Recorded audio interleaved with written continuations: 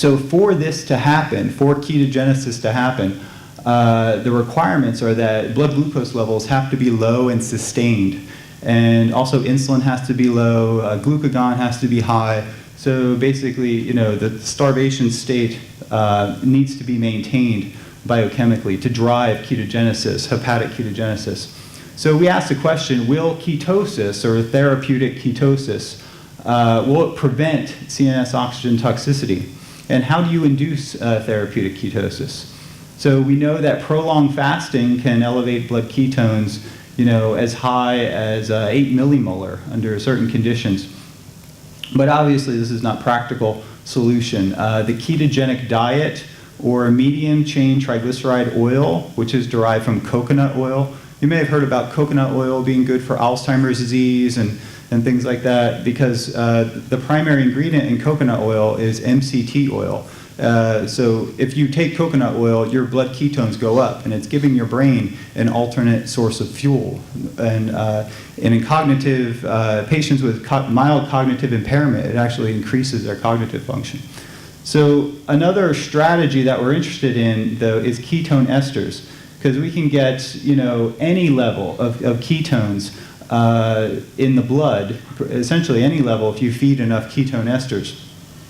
So, and you know, the delivery of ketone esters can circumvent the necessity for the severe dietary restrictions needed to elevate blood ketones. So we became interested in the ketone body acetoacetate, because the experimental models in the rat model and in humans actually that have seizures, the blood levels of beta-hydroxybutyrate do not correlate with seizure control. But the animal models have demonstrated that acetoacetate, blood levels of acetoacetate, are most positively correlated with seizure control.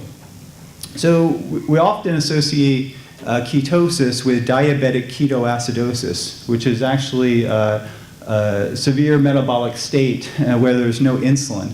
So nutritional ketosis or therapeutic ketosis is much different than diabetic ketoacidosis, where you have runaway. Diabetic ketoacidosis occurs only in the absence of insulin, and where you have runaway ketogenesis, insulin is dysregulated or absent, and you usually have, what's really important is that your blood sugar is usually very high when you have diabetic ketoacidosis, and this contributes to the acidosis and also contributes to impaired ketonuria and causes a lot of just metabolic derangement. And there's a very high acidosis associated with it that's not regulated, hypovolemia. So the main thing to understand is that this is diabetic ketoacidosis is a very severe condition, and the only way to stop it is, you know, is with insulin administration. Now, therapeutic ketosis, so ketones were often thought of as a metabolic toxin, that they actually impaired metabolism. But we know that that isn't the case today, because that was the early work looking at diabetic ketoacidosis. So with therapeutic ketosis, the main thing to understand is that the acidosis is regulated, your glycemia, your blood glucose levels usually drop a little bit or stay low, which is a good thing. And most importantly is that it has the capacity to actually enhance cognitive performance and possibly enhance physical performance by providing an alternate source of fuel, which is quote unquote a super fuel that actually can generate more ATP per carbon molecule. So we embarked on developing and purifying ketone esters. As mentioned, we focused on esters of acetoacetate. And the first one that we synthesized was, the chemical name is racemic 1,3-butanediol acetoacetate monoester. So what we have here is a butanediol molecule with two or with one acetoacetate molecule attached to it. And we also synthesized, in collaboration with our chemist, we synthesized a diester of the same molecule. It essentially has two acetoacetate molecules attached to a butanediol molecule. And it's kind of a really unique compound in that when it's hydrolyzed, it quickly releases the acetoacetate, which can be used by all cells in your body, all healthy cells. Interestingly, cancer cells can't use ketones, so that may be why the ketogenic diet is effective for that. But it quickly hydrolyzes, the ketones get released from the molecule, and the butanediol molecule can go to the liver, and it gets completely broken down to ketones. So even the substance that we esterify the ketone with is broken down. When we administer the substance, we can cause a rapid and sustained increase in blood ketone levels that mimics that of prolonged starvation and can exceed that of levels that have been achieved with the ketogenic diet. So this is total plasma ketones. Most interestingly, we were looking to elevate the blood levels of acetoacetate. So acetoacetate has been shown, a level of acetoacetate that can be achieved and sustained that's over 1 millimolar has been shown, 1 to 2 millimolar, has been shown to correlate with effective seizure control in drug-resistant seizures. So the acetoacetate can also spontaneously decarboxylate to acetone. So we get sub-narcotic levels of acetone, and we know that acetone has a very powerful anti-seizure effect. And it does a variety of things. We think it helps offset helps stabilize the lipid membranes at low levels and prevents oxidative derangement of the membrane. But acetone also opens potassium channels. So a membrane potential hyperpolarization can offset the excitotoxicity associated with oxidative stress. And a slide that Jay showed you, just to recap, and these are rats that were exposed to 5 atmospheres of 100% oxygen, and we've demonstrated that, and this representative example is pretty similar to what we observed, is that with water or with butanediol, which is a precursor to beta-hydroxybutyrate, we do not see, animals typically seize within 10 to 20 minutes. Oral gavage or administration of the ketone ester can delay the latency to seizure by up to 500%, by over 500% actually.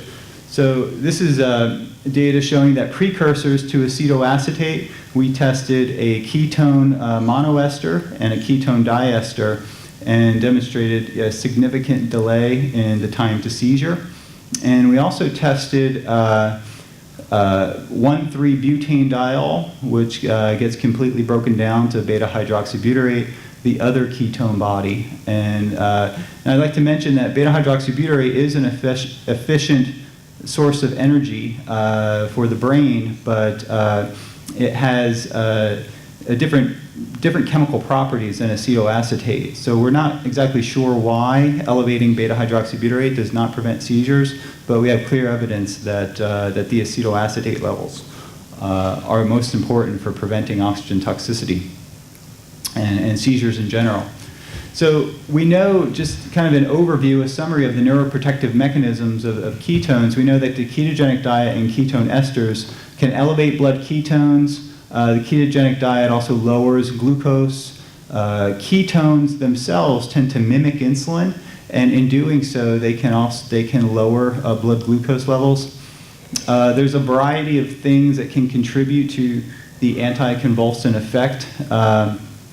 Acetone, is one that I mentioned. The ketone bodies have an effect of lowering reactive oxygen species under normoxic conditions and also during hyperoxic conditions. So they have antioxidant properties that probably result from their ability to enhance mitochondrial oxidative phosphorylation.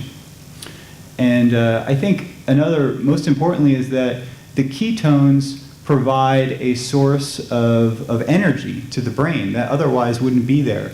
So your brain relies primarily on glucose for fuel, and under periods of oxidative stress, that glucose transport and glucose utilization becomes impaired.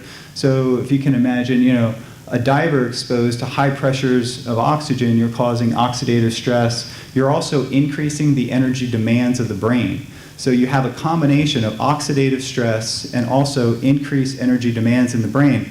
And if the brain can't keep up with generating ATP, the ionic pumps are going to fail. The membrane potential, there's going to be a depolarization of the membrane potential that can trigger the hyperexcitability. So ketone esters may be preserving brain metabolism and neuronal stability in the face of an oxidative challenge or hyperbaric oxygen. So in summary, evidence suggests that CNS oxygen toxicity is linked to energy, brain energy dysregulation. We've demonstrated in the rat model that ketone esters can delay CNS oxygen toxicity.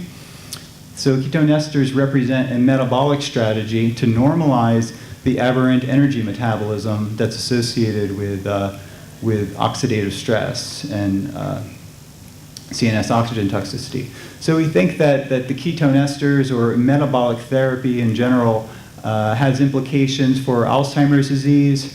We know that MCT oil, which I talked to you about, can actually enhance cognitive function by delivering more ketones to the brain.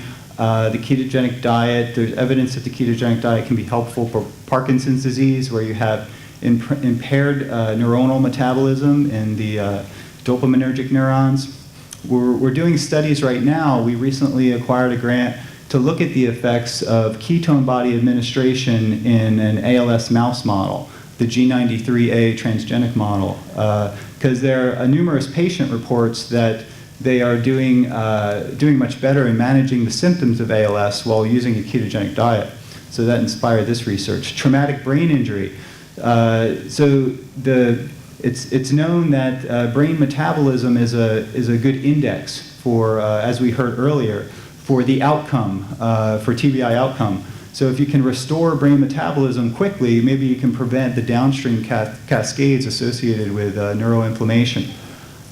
Cancer cells thrive off glucose for energy. So cancer cells have rates of glucose consumption that are about 200 times higher. So cancer cells can't use ketone bodies for energy. So that's why the ketogenic diet may be an important therapy for cancer.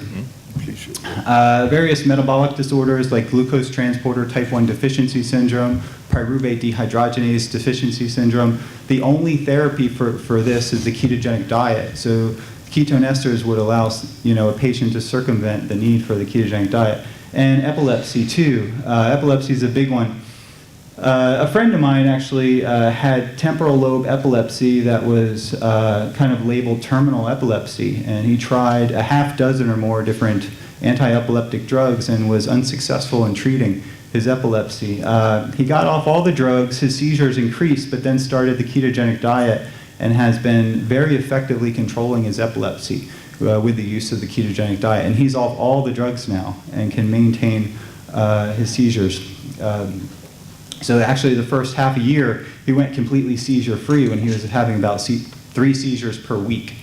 And now he has an occasional breakthrough seizure, but it's very rare. So I'd like to acknowledge everyone in our lab, most importantly, the Office of Navy Research that has funded me for like 7 years now. And Jay Dean, who's been my mentor and director of the hyperbaric lab, Angela Poff, a graduate student working on the cancer project, our lab tech, Carol Landon, Raffaele Pila, as you've all seen, Heather Held, and of course Rami Grossman, who I had the pleasure working with over the last year, and got some exciting data on the effects of intracellular calcium at hyperbaric pressure. Dr. Tom Seifert has inspired some of the projects that I have now with using therapeutic ketosis for cancer. And Dr. Chila Ari, who's assisted with some of the work that I showed you, is working on an ALS project. So thank you.